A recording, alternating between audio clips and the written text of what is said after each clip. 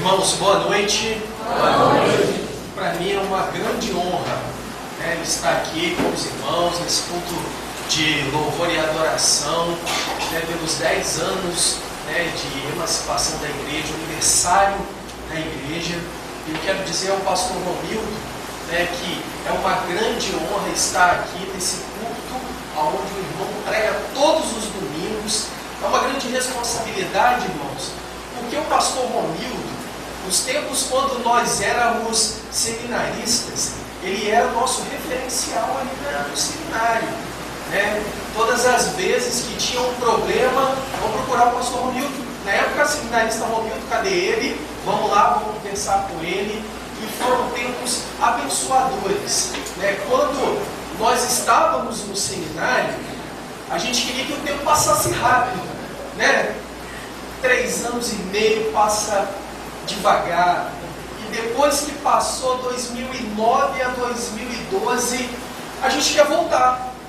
Engraçado, a gente sente saudade desse tempo e foi uma grande bênção na minha vida. Os irmãos podem ter certeza de estar ali com o pastor desta igreja, e foi muito edificante para a minha vida, e para a vida da minha família, da minha esposa. Hoje eu tenho uma filhinha de 6 anos, já encomendamos mais um, a esposa está grávida, de 6 semanas, ela está um pouquinho enjoada, por isso que ela não veio, e também está lá na outra igreja, lá no Paraíso, ajudando lá o louvor da igreja. Mas é tudo para a honra e glória do santo nome do Senhor. Como o pastor disse, meu nome é o Wesley, eu sou pastor auxiliar, e eu tenho um privilégio, pastor, de ser pastor com um outro pastor. O pastor Chuina é uma grande bênção na minha vida, eu nunca posso me esquecer dele. As melhores oportunidades da minha vida foram ele que me deu, e eu estou com ele ali desde 2008, trabalhando no evangelismo, na expansão da obra de Deus ali com o pastor Chuina e na igreja do Paraíso. Eu quero fazer uma reflexão com os irmãos que está no Evangelho de Marcos, no capítulo 14. Os irmãos podem ficar sentadinhos, eu vou estar lendo, os irmãos vão estar me acompanhando. Evangelho de Marcos, capítulo 12.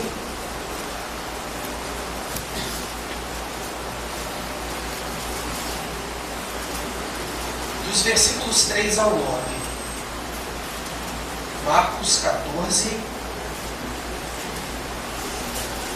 a partir do versículo 3 até o 9, que diz assim a palavra do Senhor. Então Jesus, em Betânia, reclinando a mesa na casa de um homem conhecido como Simão o leproso, aproximou-se dele certa mulher com um frasco de alabastro, contendo um perfume muito caro, feito de nardo puro. Ela quebrou o frasco e derramou o perfume sobre a cabeça de Jesus. Alguns dos presentes começaram a dizer uns aos outros, indignados: por que este desperdício de perfume? Ele poderia ser vendido por 300 denários e o dinheiro ser dado aos pobres. E eles repreendiam severamente. Deixem-na em paz, diz Jesus, porque a estão perturbando. Ela praticou uma boa ação para comigo, pois os pobres vocês sempre terão com vocês e poderão ajudá-los sempre que o desejarem, mas a mim vocês nem sempre terão. Ela fez o que pôde, derramou o perfume em meu corpo antecipadamente, preparando-o para a sepultura. Eu asseguro que onde quer que o Evangelho for anunciado em todo o mundo, também o que ela fez será contado para a sua memória. Amém? Esse texto, irmãos, que nós acabamos de ler, ele é uma atitude de adoração de uma mulher. Ela ungiu o corpo de Jesus. O texto fala que ela foi de encontro de Jesus. Ela tinha um vaso nas mãos dela, um vaso de alabastro. Ela quebra a ponta desse vaso e derrama sobre Jesus todo aquele perfume que o texto fala que é preciosíssimo. É verdadeiramente uma grande atitude de adoração.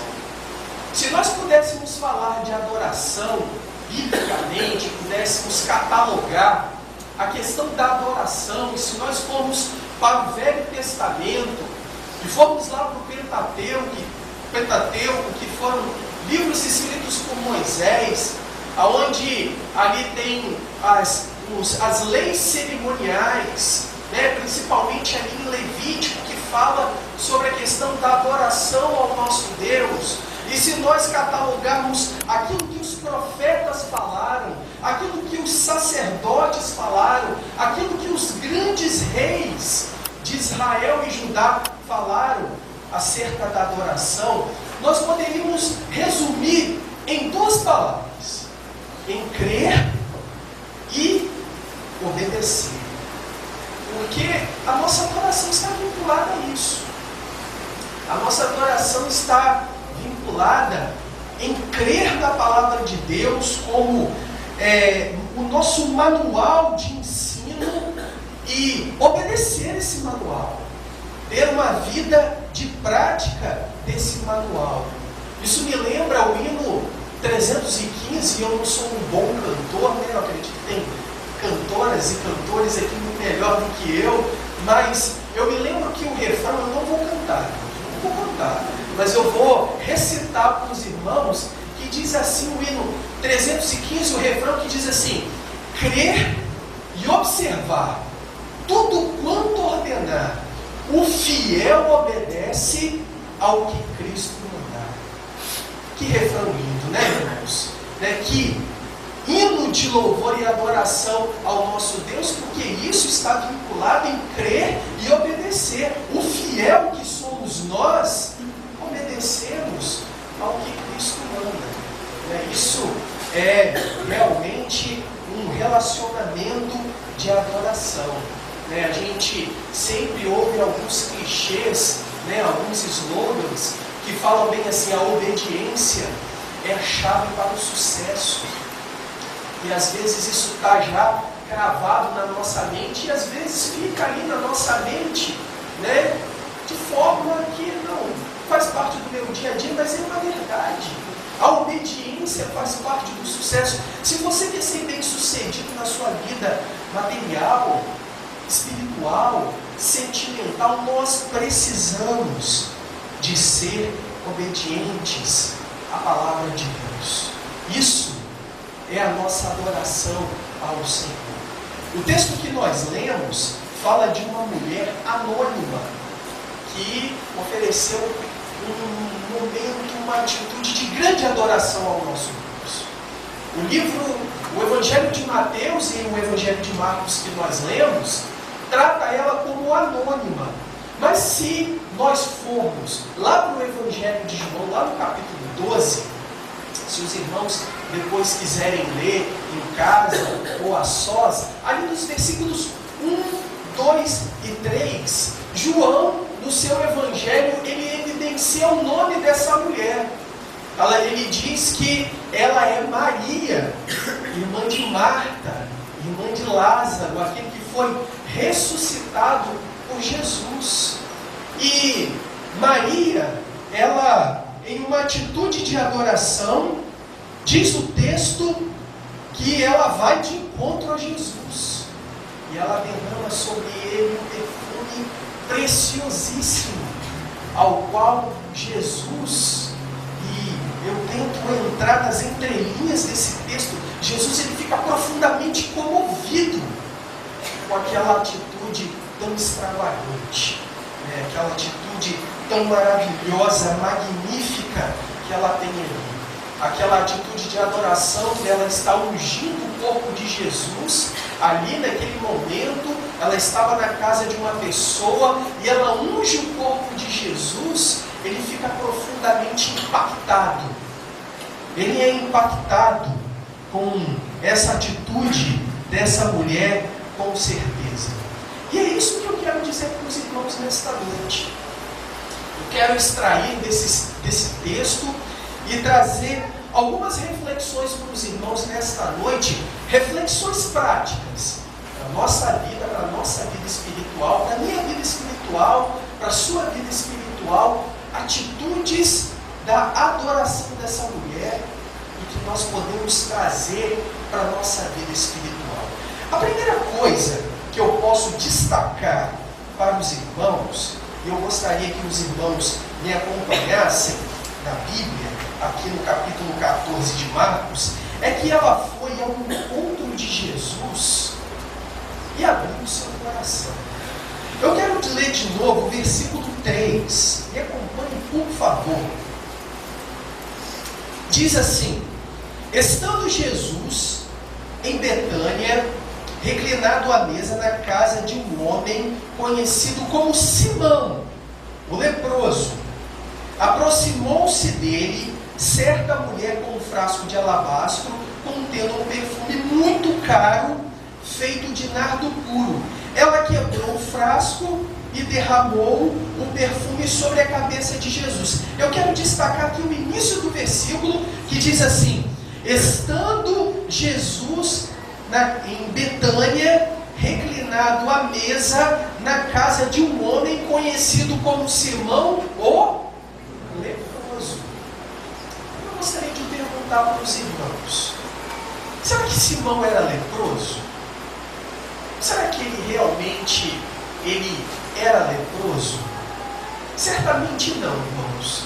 Talvez isso foi um estigma que deixaram sobre ele, um apelido, Simão, o leproso, porque se ele fosse leproso, ele não estaria ali no meio da sociedade, no meio da família, e nem muito menos oferecendo um jantar para aquele grupo ali junto com o Senhor Jesus. Se ele fosse leproso, ele estaria, que era uma prática muito comum naqueles tempos, estar numa aldeia de leprosos, estar num leprosário, Provavelmente, ou certamente, ele ofereceu esse jantar a Jesus em agradecimento por ele ter curado ele de uma lepra. Mas o texto não fala sobre isso. Mas o bem da verdade, o certo, é que Simão não era leproso.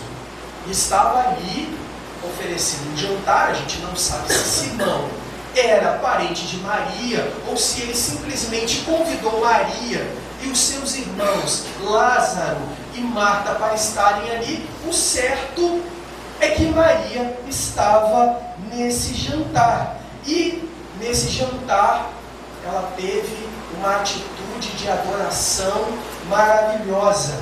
Ela teve um gesto pródigo, Ela quebrou o vaso de alabastro, a ponta do vaso de alabastro, e derramou um nardo preciosíssimo sobre o corpo de Jesus. O que eu gostaria de dizer para os irmãos, que com essa atitude, com essa demonstração, Maria demonstrou o seu amor por Jesus.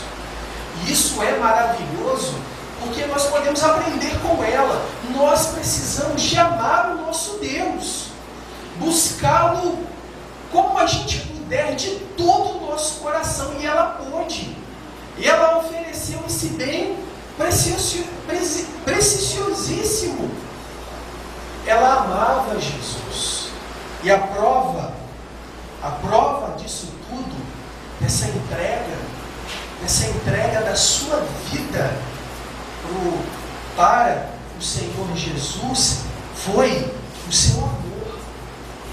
Foi a prova da entrega da vida dela diante de Jesus, e naquele local ali ela estava dizendo: Senhor, eu te amo, eu preciso de ti, eu quero viver diante do Senhor. Essa é a prova do amor dela. Com certeza, queridos, Maria se arrependeu dos seus antigos procedimentos. Ela se arrependeu dos seus pecados, ela reconheceu o senhorio de Cristo.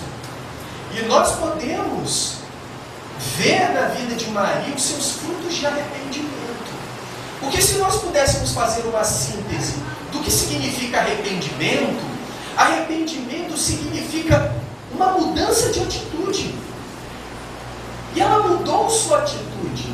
Arrependimento significa uma mudança de mente, uma mudança de emoção, uma mudança de suas vontades.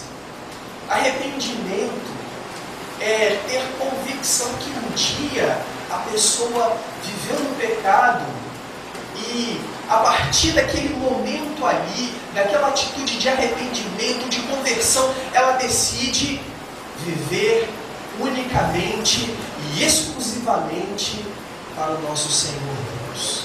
E ela estava vivendo intensamente. Ela não estava se arrependendo por se arrepender. Como assim? Como se arrepender hoje e se arrepender amanhã novamente? Não. Ela se arrependeu e a partir daquele momento, as pessoas que estavam ali naquele jantar puderam observar nela os seus frutos de arrependimento. Nós estamos aqui nesta noite, nesse culto de louvor e adoração ao nosso Deus, e nós estamos mostrando, exteriorizando o nosso fruto do nosso arrependimento.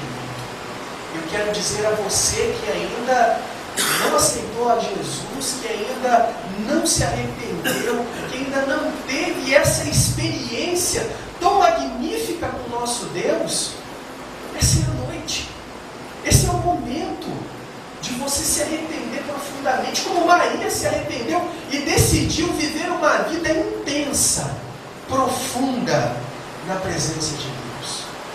Mas eu queria também dizer aos irmãos que as coisas não eram fáceis para Maria.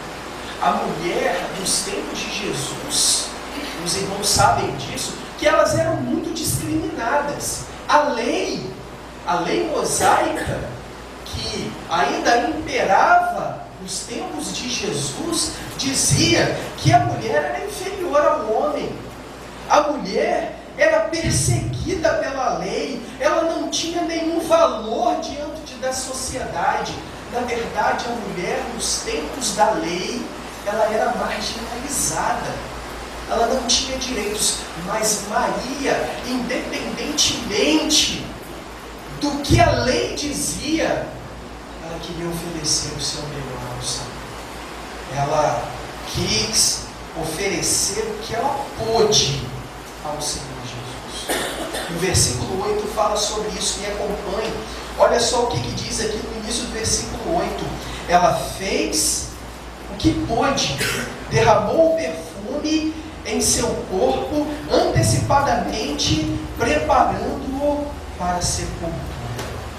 Irmãos, olha o que no início, a minha versão é um pouquinho diferente, né? Mas diz aqui, no início da minha versão, diz assim: ela fez o que pôde. E quando eu estava lendo sobre isso, eu fiquei refletindo o seguinte: será que eu tenho feito o que eu posso? Será que nós, como igreja de Cristo aqui na terra, nessa comunidade, nesta cidade, nós temos feito o que a gente pode, assim como Maria fez intensamente? Será que nós temos feito o que a gente pode em amor ao Evangelho? Eu respondo para os irmãos: sim, nós temos feito, nós temos trabalhado. A Igreja Batista tem trabalhado. As igrejas cristãs nesta terra têm trabalhado. Mas às vezes, irmãos, o que eu quero trazer como reflexão para a sua vida é que às vezes nós não fazemos com a motivação certa. Às vezes nós fazemos, mas não fazemos de todo o coração. Às vezes nós fazemos, mas nós fazemos relaxadamente. Queridos, nós precisamos de fazer, mas fazer com a motivação certa, de todo o coração, com todo o amor, com todo o carinho. Você dá o seu melhor por esta obra, porque é isso que Maria nos ensina. Ela fez o que ela pôde, mas ela deu o seu melhor. Isso me fez lembrar um episódio aqui no ano passado. Nós passamos por aqui, né, tivemos a campanha da Junta de Missões Mundiais, e no ano passado nós recebemos aqui na nossa região a missionária Estela. Eu não sei se ela passou por aqui, mas eu pude acompanhar ela em algumas localidades aqui da nossa associação, e ela é missionária há mais de 20 anos, e ela está atuando hoje lá na Índia. E entre os seus relatos ela dizia o seguinte: olha, trabalhar na Índia é muito difícil, porque as mulheres na Índia, elas são muito recriminadas. Nós passamos muitas pressões lá na Índia. Ela já está na Índia, ela já estava na Índia no ano passado há 4 anos, mas ela decidiu fazer o que ela pôde para a obra de Deus. E nos seus relatos que ela trazia no ano passado, ela dizia: irmãos, eu estou aqui fazendo a campanha missionária, voltei para o Brasil também para fazer um acompanhamento médico, porque eu preciso de um acompanhamento médico, um tratamento médico, mas eu vou voltar para a Índia. Eu vou oferecer o meu melhor para Deus. Talvez você, irmão, ou como eu, não tenha um chamado de ir para uma outra nação, ou talvez você tenha. Mas o que eu quero trazer como reflexão nesta noite é que você pode fazer o seu melhor para a obra de Deus. Faça aquilo que você pode. Ofereça o seu melhor. Porque Maria, ela se arrependeu, ela viu o senhorio de Cristo na vida dela, e ela fez o que ela pôde na vida dela. Uma segunda questão que eu gostaria de estar levantando entre os irmãos, que a gente pode aprender com esse texto, é que ela entregou o seu bem mais precioso e de forma sacrificial. O que Maria tinha nas mãos? Um vaso de alabastro, né? Em grego, alabastron, né? Era um vaso de ornamentação que eles utilizam até hoje. É uma pedra de ornamentação que eles colocam perfumes dentro. Mas o mais importante não é o vaso de alabastro. O que continha dentro dele era um perfume preciosíssimo, caro, difícil e raro, que era um nardo puro. Nardo puro. Irmãos, nardo não se encontrava nas circunscrições de Israel, nem de Israel e nem de Judá. Se encontrava de uma planta que era recolhida de umas folhas secas, se secava a folha dessa planta, que só se encontrava no Himalaia. Vinha de um lugar muito longínquo, por isso esse perfume era tão caro, tão raro, tão precioso, ao ponto que o tesoureiro, Judas, ele fez um levantamento do preço do nardo, né? Diz aqui no texto que ele disse que custava 300 denários. E ele começa a criticar Maria, dizendo o seguinte: olha, que grande desperdício é esse? Nós poderíamos pegar esse perfume, essa unção, poderíamos vender por 300 denários e distribuir para os pobres. Mas, queridos, Maria queria oferecer, na verdade, a sua adoração. Ela foi criativa. E nós precisamos de criatividade no meio do povo de Deus. Maria foi profundamente criativa. Maria foi profundamente generosa.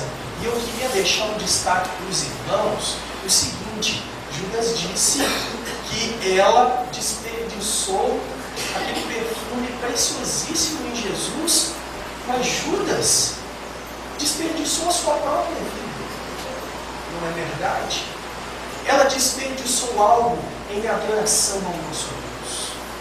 Mas Judas decidiu desperdiçar a sua vida diante de Deus. Mas nós temos relatos na Bíblia de homens que entregaram o seu melhor para Deus. Podemos falar de Abraão. Abraão ia entregar o seu melhor para Deus, o seu filho Isaque. E ele estava preparado. Deus pediu e ele foi lá para o Monte Moriá, preparado com a lenha, com o cutelo, a faca. E no momento que ele iria oferecer Isaque a Deus, Deus disse a Abraão: Abraão, eu conheço o seu coração, eu consigo contemplar a sua adoração, e vou entregar o seu melhor a Deus de forma sacrificial. Irmãos, temos outros exemplos.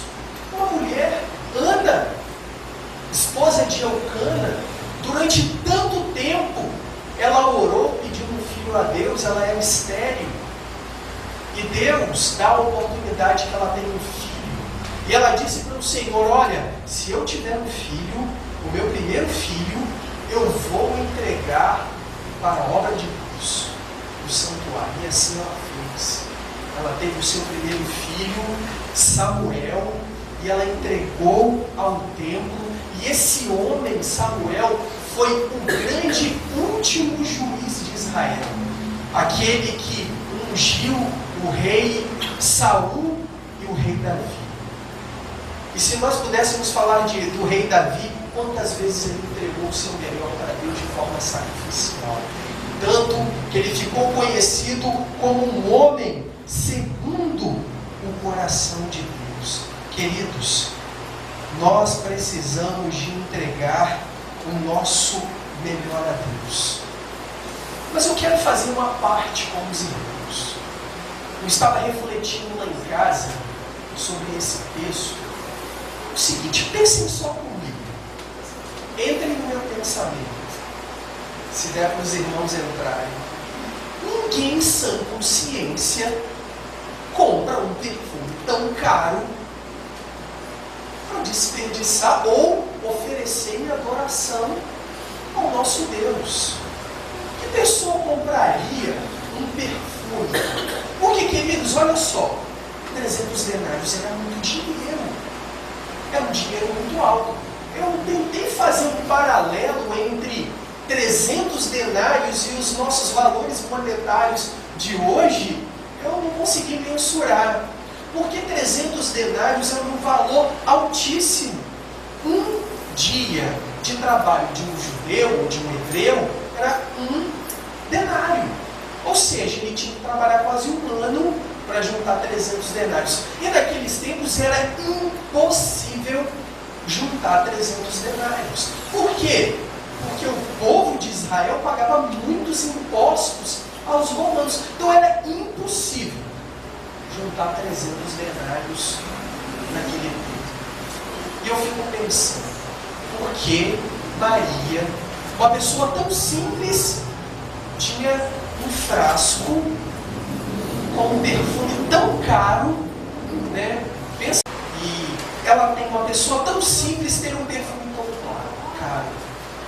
Eu quero dizer uma coisa para os irmãos, prestem bem atenção em mim, porque o que eu vou dizer para os irmãos não tem nenhum significado para nós ocidentais, mas para os orientais, para o povo lá do Oriente Médio, o povo ali onde Jesus viveu, tem todo sentido.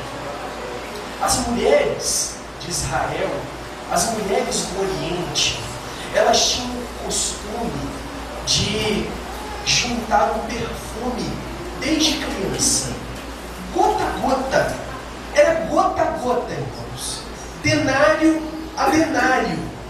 E elas compravam um frasco pequenininho, e ali ela botava uma gotinha, ia crescendo, ela comprava um frasco maior, e ela ia crescendo e comprava um frasco, até chegar o tamanho do frasco que Maria estava nas mãos. Um frasco tão precioso que o valor era 300 denários. Mas por que ela juntava esse perfume durante toda a trajetória do início da sua vida? As mulheres do Oriente, isso, os eruditos, os teólogos dizem que até hoje elas fazem isso. Elas juntam esse perfume tão caro, mesmo as mulheres simples, por causa da noite mais importante da vida delas. E qual é? Exatamente, irmão. A sua noite de núpcias, o seu casamento. Queridos, o que eu estou querendo chegar com os irmãos é que quando Maria vai diante do Senhor com o seu bem mais precioso que ela tinha em suas mãos, e ela quebra e derrama sobre a cabeça de Jesus, ela está dizendo: Senhor, eu estou entregando o meu bem mais precioso diante do Senhor. O meu bem mais precioso, aquilo que eu tenho. Ela estava entregando a sua vida diante do Senhor Jesus. Ela estava naquele momento ali reconhecendo o senhorio de Cristo na vida dela, entregando o seu bem mais precioso. E olha só, irmãos, ela poderia ter colocado diante ali daqueles irmãos, daquelas pessoas que estavam ali, ela poderia estar colocando diante deles até mesmo a sua reputação. Porque no futuro, quando ela casasse, ela não ia ter o perfume, mas ela quis oferecer aquilo que foi o seu bem mais precioso. E o versículo 8 disse que ela ungiu Jesus no tempo oportuno. Você sabe por que ela ungiu Jesus no tempo oportuno? Para a sepultura. Porque se nós lemos os versículos um pouco mais à frente, no capítulo 16, 3 mulheres vão ao sepulcro ungir Jesus.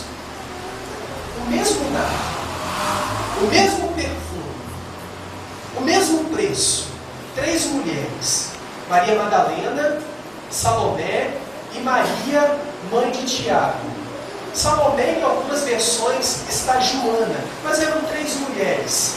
Jesus já havia morrido na cruz e já havia sido sepultado, e elas foram ali ungir Jesus com o mesmo nardo no sepulcro. E quando elas chegam ali, havia um anjo, e o anjo anunciou a Páscoa para elas e disse o seguinte: olha, ele não está mais aqui, ele ressuscitou.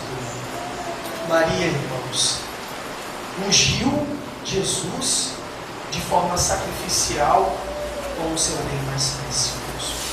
E uma última questão que eu gostaria de estar explanando para os irmãos é que Maria, sua última atitude, ela ofereceu o seu bem mais precioso, ela abriu o seu coração para Jesus, mas ela também se aquebrantou diante de Jesus.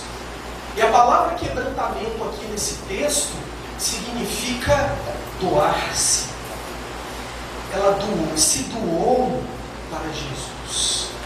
E doar, irmãos, é uma coisa muito interessante, porque quando a gente decide doar nossa vida para Deus, é necessário um esforço.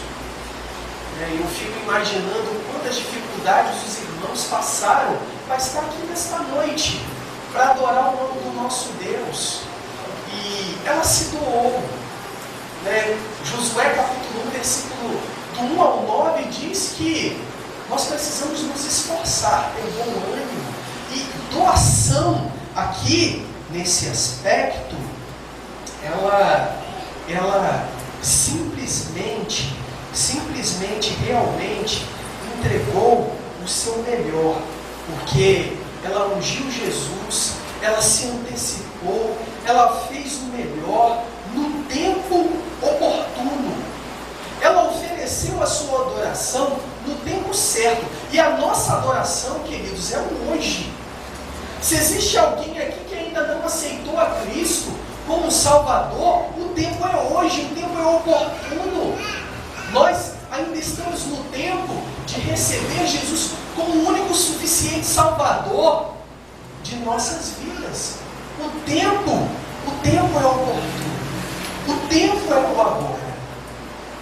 Eu quero finalizar essa palavra. Eu sei que nós já passamos um pouquinho do tempo, mas eu quero contar uma história para os irmãos que eu estava lendo ontem na minha casa. E essa história é uma história bíblica, ela é verídica, ela aconteceu, né? Uma história, né? Não é uma ilustração, mas é uma história verídica, uma história entre Davi e seus 3 filhos. Ele tinha 3 filhos: Aminon, Tamar e Absalão. Se você quiser conferir depois, está lá em 2 Samuel, capítulo 13. Você pode ler os próximos, do 13 até o 18, 19, conta essa história que eu vou contar para os irmãos. Essa história fala que Aminon tinha uma irmã chamada Tamar, e ele violenta essa sua irmã. E Absalão fica sabendo que ele violentou a sua própria irmã. E ele decide, Absalão, então, criar uma emboscada. Ele decide matar Aminon, e isso que acontece. Ele cria uma emboscada e ele mata Aminon. Só que ele paga com uma consequência muito dura.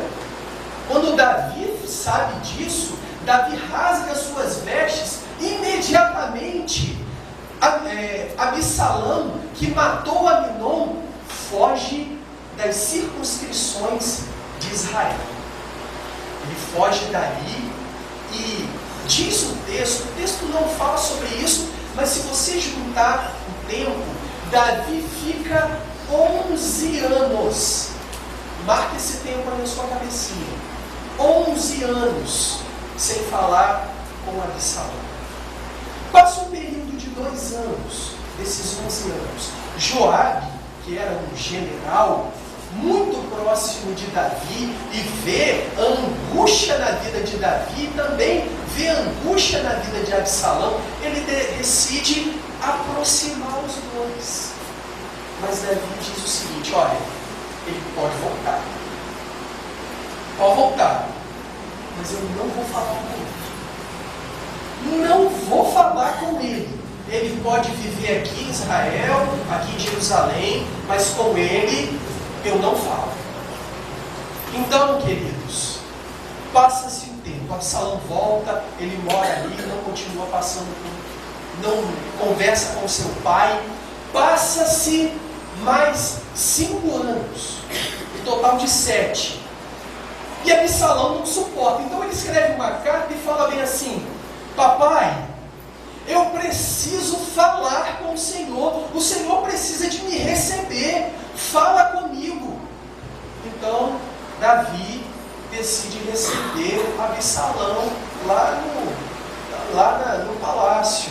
E ele recebe, ele passa por Absalão, mas ele diz ali para os sacerdotes, para Joabe e as pessoas que estão ali em volta: esse menino não fala. 7 anos, irmãos. Olha que coração. Não falo com esse menino. Querido, você sabe o que aconteceu? Absalão sai do palácio, transtornado, e ele vai para as portas da cidade. E diz os textos ali de 2 Samuel, que ele começa a furtar o coração dos israelitas. Ele começa a fomentar coisas negativas com relação a Davi. Ele começa a levantar, a suscitar que Davi não era um bom rei. E a partir daquele momento, não era só o pai que não queria conversar com o filho, mas era o filho que também não queria mais conversar com o pai. Aí começa um conflito. Dispara uma guerra dentro da casa de Davi. Nem o pai quer conversar com o filho, nem o filho quer conversar com o pai. Inicia-se uma guerra. E essa guerra, irmãos, uma das partes teria que morrer. Se o pai fosse vitorioso, o filho teria que morrer. Se o filho fosse vitorioso, o pai teria que morrer.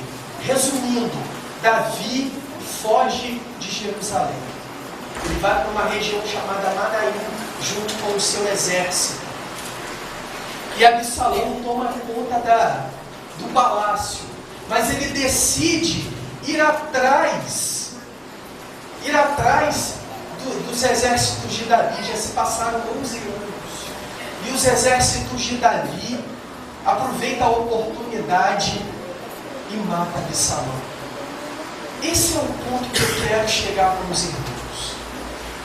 Quando Davi sabe que o filho dele morreu, você sabe o que Davi disse? Davi disse o seguinte: ah, se eu pudesse trocar a minha vida pelo meu filho. Ah, se eu pudesse falar as últimas palavras ao meu filho. Quem dera eu estar no sepulcro, no lugar do meu filho. Irmãos, tarde demais. Tarde demais.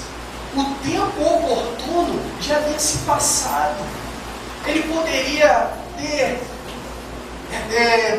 perdoado Absalão, conversado com Absalão, mas o filho dele morreu sem conversar com o próprio pai.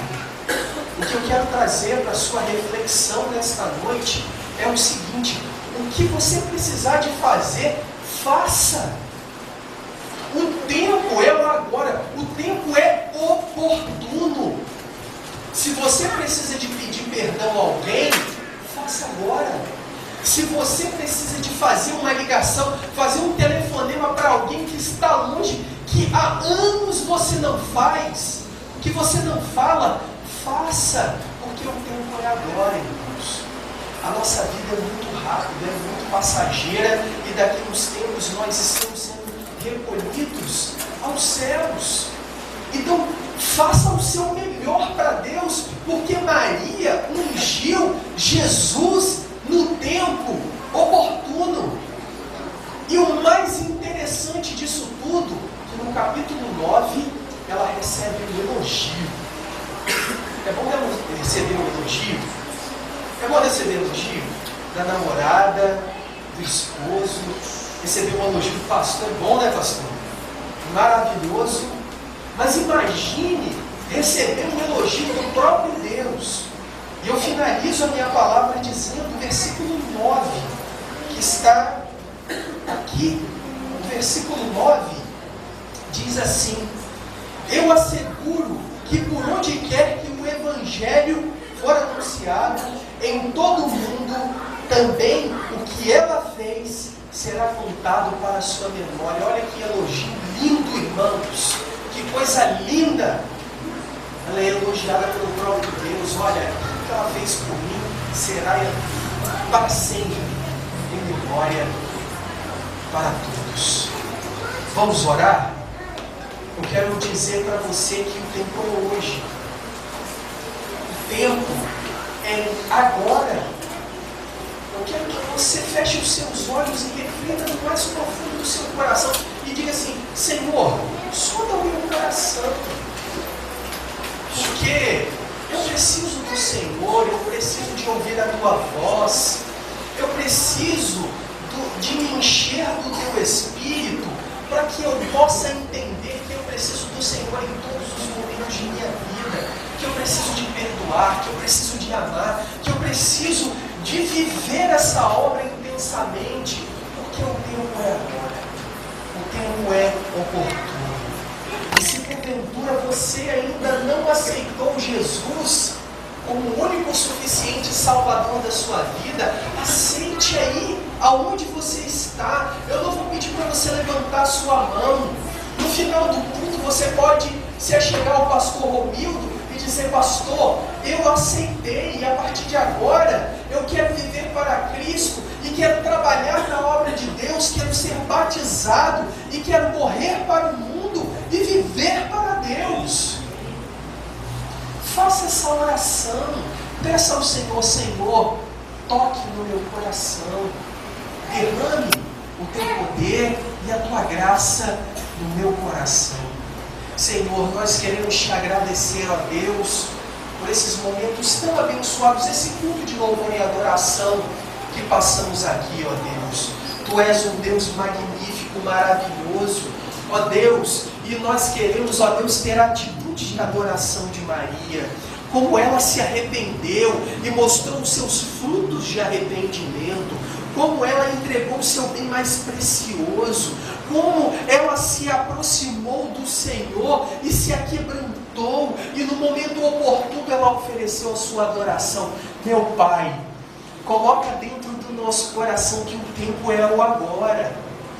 O tempo é o agora, do crescimento espiritual, da maturidade espiritual. Ó Deus, eu posso ver, ó Deus, e contemplar esta igreja aqui crescendo, esse templo novo, grande. Ó Deus, e no futuro não caberá tantos irmãos, que será para a honra e glória do teu santo nome, para a unção, ó Deus, do teu povo, ó Pai. Abençoe, levante os recursos, ó Deus, porque os irmãos estão sedentos para fazer o serviço da tua obra, ó Deus. Abençoe esta liderança, abençoe o pastor Romildo, diante deste rebanho, ó Deus, que essa obra possa crescer, multiplicar, expandir nesta comunidade, expandir nesse bairro, expandir nessa cidade, e que tudo seja para o engrandecimento do teu nome. Muito obrigado por esta igreja tão maravilhosa, tão linda, irmãos tão dispostos, ó Deus, a fazer a tua obra. Eu saio daqui com o meu coração alegre, cheio do teu Espírito, porque, ó Deus, esses momentos de comunhão que eu passei aqui com os irmãos foi algo magnífico para a minha vida espiritual. Muito obrigado por tudo. Eu que eu lhe rogo no nome do Senhor Jesus. Amém. Amém.